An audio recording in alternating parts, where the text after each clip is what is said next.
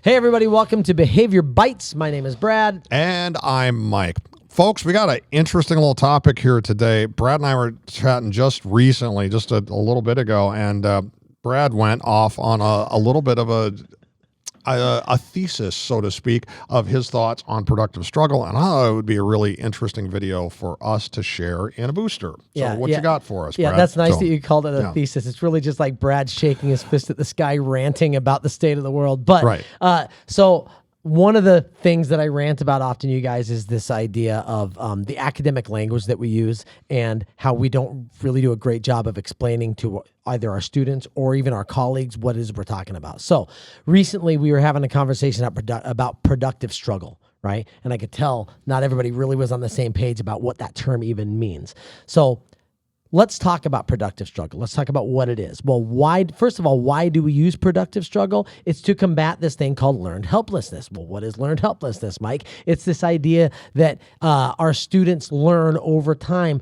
that someone will eventually solve my problem for me, right? Or my problem will just go away, right? So it could be as simple as like, if I don't do anything at all, eventually somebody's going to tie my shoe, or they're going to zip up my coat, or they're going to give me the answer to the math problem. Or some of our little bit more acting out behavioral kids, you might see things like, if I'm bad enough long enough, my problem's going to go away. I'm going to get kicked out of class. I'm not going to do that math assignment at all, right? So that's learned helplessness, and we combat that through productive struggle. Well, what's productive struggle? Productive struggle is a structured method of giving kids the opportunity to try to accomplish something independently. Sometimes they're going to succeed and sometimes they're going to fail. And through that failure, that's where growth happens. That's where learning happens. So we've got to structure that and give them small, like kind of micro opportunities to try things and learn through potential failure. And I'd like to know your thoughts on that, Mike. I love it. Well, one analogy I just thought of a bit ago is teaching a kid to tie their shoes.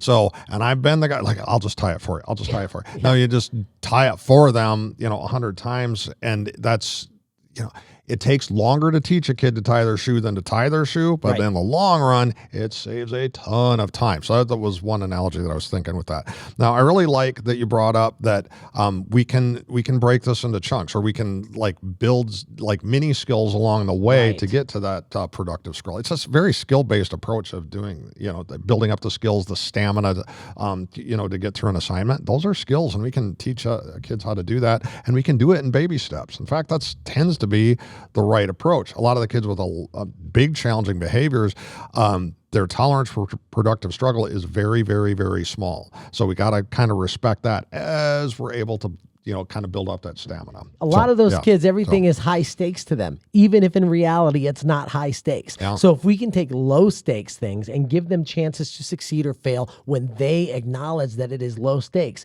then when things really do matter, they're going to be more likely to have that resiliency to stick with it. Guys, give your kids a chance to engage in productive struggle to combat learned helplessness. And in the meantime, go forth, do good things.